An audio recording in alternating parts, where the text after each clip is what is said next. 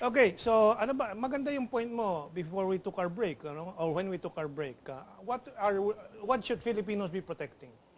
Should we be protecting West Philippine Sea and the economic potentials of that? Of course we should, di ba? What is the best way of protecting that? But if we are protecting that, why are not we protecting the even richer part of the country, Sabah? Di ba? Bakit may mga ganyang contradiction? Ano? We want to protect the country from Chinese incursion, pero yung Amerikano, pasok na sa ekonomiya, sa lupa, sa mga base militar, ano?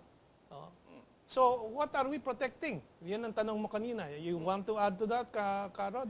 Yun na nga kasi, if there is harassment, at absolute and totally we are being deprived of our right to use the China Sea, then most probably we need the Americans.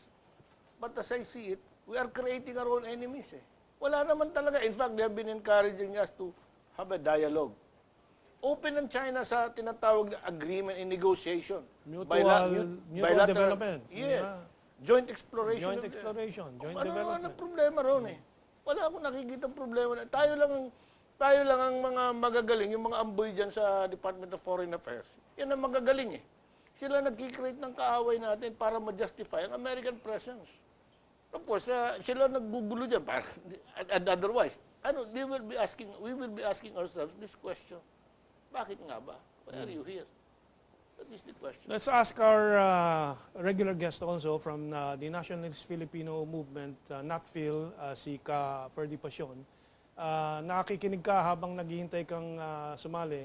Anong reaction mo doon sa question natin? Who will protect the Philippines from the Americans? Should the Philippines be protected against the Americans, or is the only protection needed against China? Ano reaction mo dyan? Well, of course, we have to protect ourselves from any and all countries of the world, because even if the U.S. is said to be our ally, we know that the U.S. has its own national interest.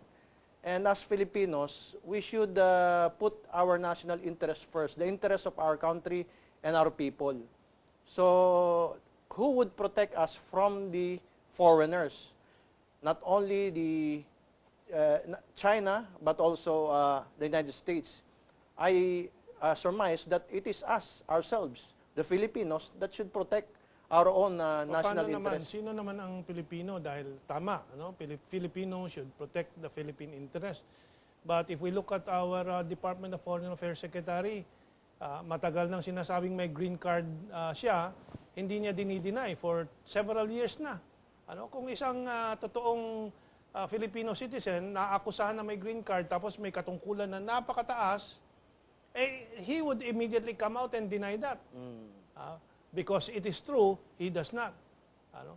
Then you have a Defense Secretary na mag-raise ng alarm na may mga concrete blocks daw ang China doon sa West Philippine Sea. 1 month later, umamin ng Armed Forces of the Philippines na yung pala mga angkla ng Amerikano sa target practice. Who will protect Filipinos from fellow Filipinos who are treacherous or incompetent? Yeah, that's why it is us, the people, not just our so-called government, that should protect ourselves through our various fora like this one and through various civil society organizations. I think the Filipino people has the capacity to resist, as shown through our history. Okay. Sino naman sa mga Filipino leaders na malinaw have tried to protect the interests of the Filipino people? Of course, Ferdinand Marcos would be one. You just wrote a book recently, anong pamagat po? Reflections on Martial Law. Yes. Ano? And why would you say Marcos was one of those who really protected the Philippine interests? Dadalawang pinaka-importante na signifikante kung bakit siya na-disgrace sa mga bata ng Amerikano. Unang-una, ang pag-terminate ng Laurel Langley Agreement. Well, sabihin na natin, hindi na terminate ang Laurel Langley Agreement.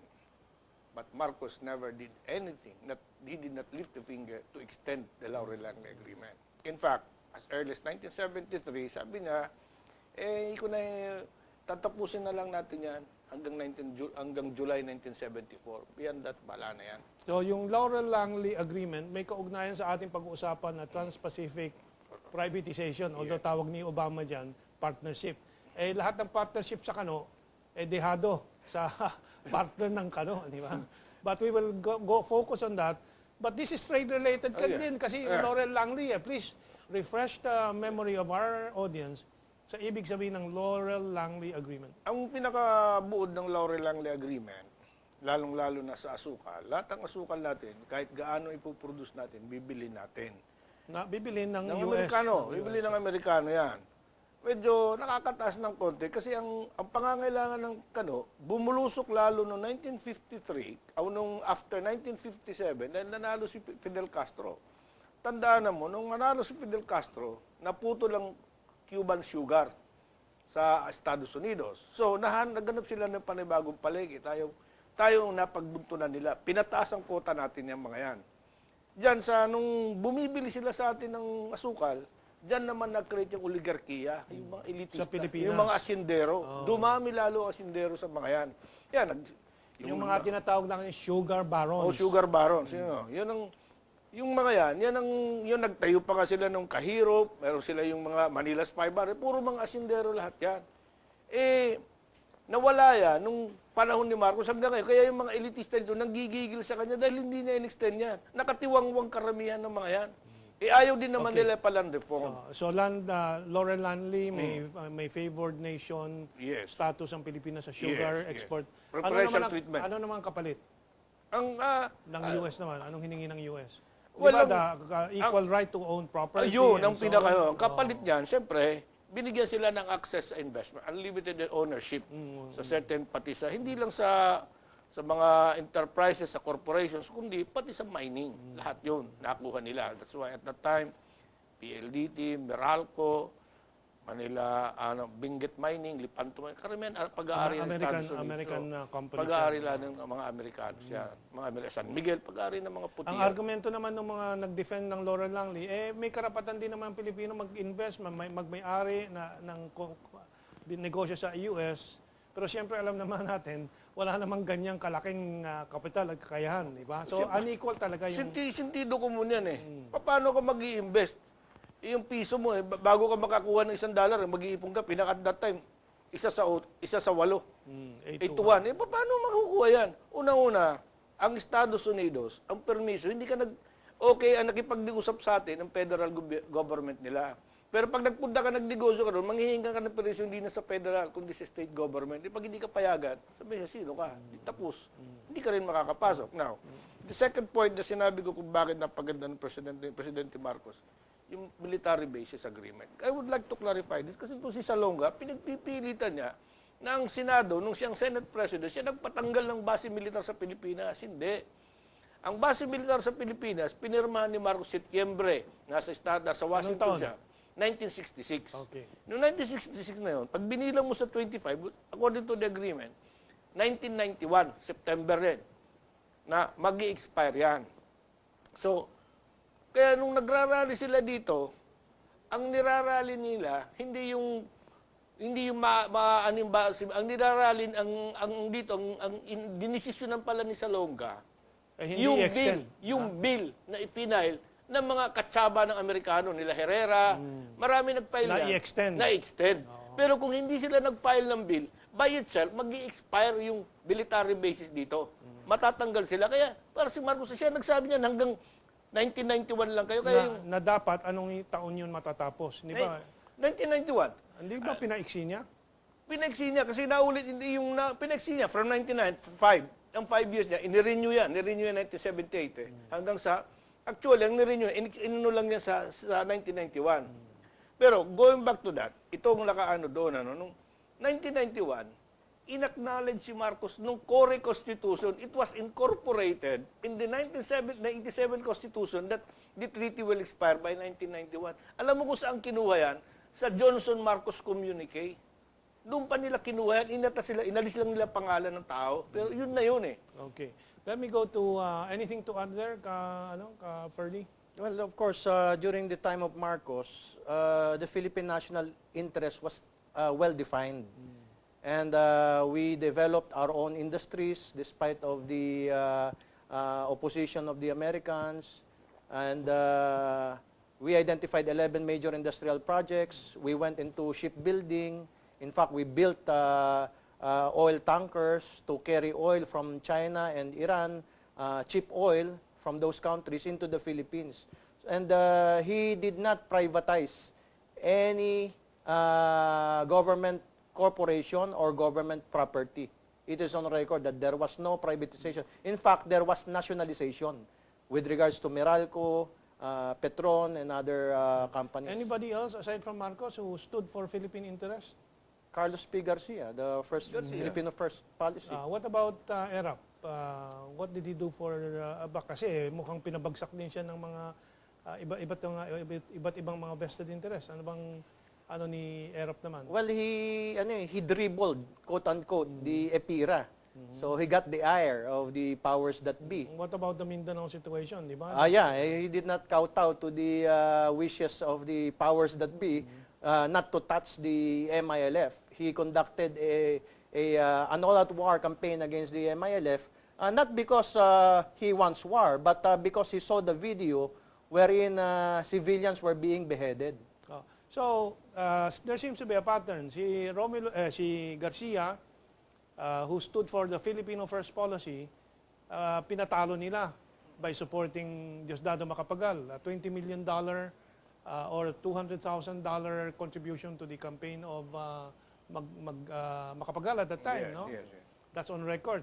So, and then si Marcos, EDSA 1, pinabagsak si Marcos, si ERAP, EDSA 2, By the way, pinabagsak. it was the Americans who always selected. I would say select, not elect. They select who should be our next president. It happened right after the death of Quezon. You remember that the Americans junked Manuel Serious Mena. Hindi nila in-endorse yan. Alam mo, nung nakita kasi si Serious Mena, in fairness to the old man, Serious Mena, may pagka-tendency ng pag-nationalist Mena. So, nung nakita ng Amerikano yun, minanok na nila kaagad si Rojas. Sabi nung iba, hindi nga po pwede si Rojas, may bahay dyan ng pagka-collaborator niya . Hindi mawawala yan, bibigyan lang natin ng medalya yan . Atin na yan . So, ang nag-build up ng imahe ni Rojas, sila MacArthur din. Bakit? Ang marangal ata ang mga collaborator at dinadangal sa Pilipinas yung apo ng nasa Makapili, si Benigno Sr. ay presidente ngayon di ba? Totoo yan. Yung mga ibang mga nationalist, yung tatay, kasama din sa puppet government ng Hapon, tulad ng mga alunan ngayon, na lumalaban-laban sa China at walang banggit about the Americans and what they have committed in the Philippines. Ngayon, going back to that, si Quirino, ganun din ang ginawa. Nag-attempt si Quirino. Kasi initially, yung Filipino First Policy actually, bago maging official yan, sinisimula na ni Quirino yan. Nung napansin ng Amerikano, nalagaan na nila si Magsaysay. Binalagaan nila si Magsaysay hanggang sa matalo si Magsaysay.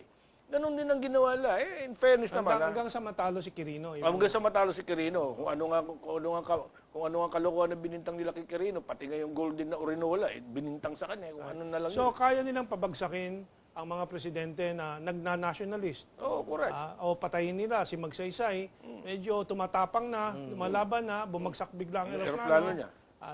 Inedsa 1 si Marcos, inedsa 2 si ERAP. So who will protect us from the Americans? That's why I have to repeat this question before we go to our third segment. Who will protect? Yeah, you say only Filipinos can protect Filipinos. With the help of God, of course. By the way, it was Quirino who wrote a book about the Filipino ideology. And Marcos picked up on that. And probably that's one of the reasons why the Americans hated Quirino. Okay, we'll now have to take this break for our third segment. Just hang on.